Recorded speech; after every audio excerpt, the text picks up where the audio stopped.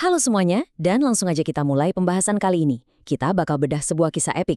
Gimana manusia bisa bertahan hidup selama 4.000 tahun di salah satu tempat paling ekstrim di bumi. Di eksplorasi kita hari ini, kita nggak cuma bakal ngomongin angka atau tahun, tapi kita bakal lihat langsung bukti nyata gimana manusia menghadapi ujian adaptasi paling berat di daratan es. Greenland. Buat membedah sejarah panjang ini, kita bakal lewatin 6 babak utama. Mulai dari urusan bertahan hidup di Arktik, gelombang budaya Paleo-Eskimo, trik pemasarannya si Erik si Merah, misteri hilangnya suku Nordik, masuknya kolonialisme, sampai ke era Perang Dunia dan zaman modern. Bagian pertama, bertahan di ujung Arktik, realitas daratan yang sangat ekstrim. Coba bayangin angka ini ya. 80% dari keseluruhan pulau raksasa ini tuh benar-benar ketutup sama tudung es. Artinya apa? Sepanjang sejarah, aktivitas manusia di sana itu mutlak cuma bisa di area pesisir pantai. Lupakan soal bertani kayak biasanya. Buat bisa hidup di sini, kamu harus sepenuhnya ngandelin apa yang ada di laut dan lautan es. Otomatis, masyarakatnya harus jago banget berburu paus dan tentu aja beruang kutub. Hewan yang saking ikoniknya sampai jadi lambang keluarga kerajaan Denmark di Greenland. Masuk ke bagian kedua, gelombang budaya Paleo-Eskimo dan ribuan tahun migrasi mereka. Kalau kita lihat garis waktunya, tingkat pergantian budaya di pulau ini tuh benar-benar gila. Manusia pertama diperkirakan nyampe sekitar tahun 2500 sebelum Masehi, itu budayanya orang Sakak. Terus nggak lama diganti sama budaya Independence Eye. Maju beberapa ratus tahun, muncul Independence II di utara, yang kemudian digeser lagi sama budaya awal Dorset. Polanya tuh selalu sama. Satu kelompok datang dari wilayah utara Amerika, susah payah bangun kehidupan di pesisir es, bertahan selama beberapa abad, terus menghilang gitu aja. Dan akhirnya digantiin sama gelombang imigran Paleo-Eskimo baru dari Kanada. Kayak siklus yang nggak ada habisnya. Nah, ngomong-ngomong soal menghilang, ada satu fakta yang menurutku luar biasa mind-blowing. Jadi, setelah budaya awal Dorset lenyap sekitar tahun 200 Masehi, iklim Arktik di sana ternyata jadi makin ekstrim dan gak kenal ampun. Saking brutalnya, di antara gelombang-gelombang peradaban tadi, pulau sebesar Greenland ini sempat kosong melompong. Beneran gak ada manusia satupun selama berabad-abad. Sebelum akhirnya imigran Dorset akhir datang, pulau ini benar-benar kembali jadi wilayah liar yang sunyi senyap. Lanjut ke bagian ketiga, trik pemasaran Erik si Merah dan kedatangan suku Nordik. Cerita mulai seru di tahun 980-an nih. Waktu itu, penjelajah Eropa mulai nemuin pulau ini dan datanglah seorang tokoh bernama Erik si Merah ke pesisir barat daya yang kebetulan lagi kosong. Ketimbang ngasih nama yang sesuai realitas, misalnya tanah es gitu ya, dia malah pakai salah satu trik marketing properti paling tua di dunia.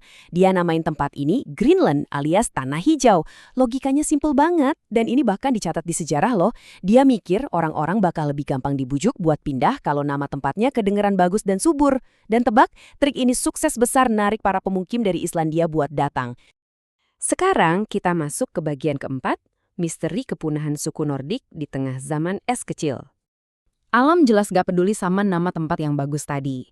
Disinilah kita ngeliat kontras nasib yang sangat tajam. Waktu suhu bumi anjlok drastis di periode yang kita kenal sebagai zaman es kecil, permukiman Nordik awal di pesisir barat daya itu hilang tanpa jejak. Misterius banget. Tapi di saat yang sama, nenek moyang suku Inuit Greenland yang datang dari barat laut sekitar tahun 1200 Masehi malah bisa bertahan hidup. Kenapa coba? Kuncinya ada di adaptasi. Orang-orang Inuit punya teknologi dan gaya hidup yang emang udah didesain khusus buat bertahan di lautan es. Jadi pada akhirnya, merekalah yang jadi satu-satunya penduduk di pulau itu selama berabad-abad ke depan. Bagian kelima, kolonialisme dan misi agama alias kembalinya bangsa Eropa. Ratusan tahun setelah suku Nordik tadi hilang, kerajaan Denmark Norwegia bikin asumsi yang agak lucu. Mereka mikir saudara-saudara Viking mereka pasti masih hidup di Greenland. Jadi di tahun 1721, mereka ngirim ekspedisi besar-besaran buat balikin ajaran Kristen ke orang-orang Nordik yang mereka duga udah balik jadi penyembah berhala. Tapi pertanyaannya, waktu para misionaris kolonial yang semangat banget ini akhirnya nginjakin kaki lagi di pantai es itu setelah berabad-abad, siapa yang sebenarnya mereka temuin? Ironis banget. Mereka nggak nemuin satupun keturunan suku Nordik.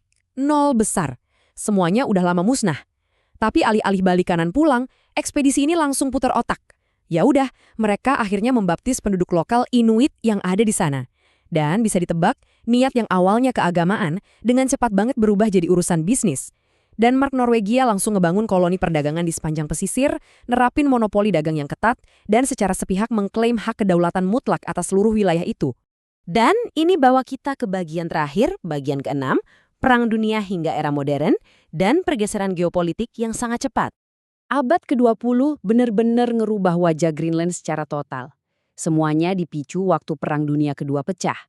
Saat Jerman nyerang Denmark, Greenland tiba-tiba putus kontak sama Eropa dan ujung-ujungnya malah jadi lebih dekat secara sosial dan ekonomi sama Amerika Serikat dan Kanada. Nah, pasca perang, Denmark merespons perubahan ini. Di tahun 1953, mereka resmi nyabut status koloni Greenland dan ngubahnya jadi wilayah administratif setingkat kabupaten. Terus, pergerakan ini berlanjut sampai tahun 1979, waktu Greenland akhirnya punya aturan pemerintahannya sendiri alias otonomi. Dan yang paling unik nih, di tahun 1985, mereka dengan berani ngambil keputusan buat resmi keluar dari Uni Eropa. Sebuah langkah besar buat ngegasin identitas mereka sendiri di dunia. Dari budaya Paleoeskimo Eskimo yang silih berganti, suku Nordik yang punah kedinginan, sampai masyarakat modern yang berhasil meraih otonominya, kalau kita tarik benang merahnya, sejarah 4.000 tahun Greenland ini pada dasarnya adalah murni kisah manusia melawan iklim. Jadi, apa inti dari pembahasan kita hari ini? Kemampuan beradaptasi adalah harga mati buat bertahan hidup. Dan sekarang, di saat iklim dunia kita lagi berubah dengan sangat ekstrim, coba deh kita pikirin bareng-bareng. Gimana semangat adaptasi manusia ini bakal nentuin babak sejarah Greenland yang selanjutnya? Karena pastinya, alam Arktik belum selesai ngasih ujiannya.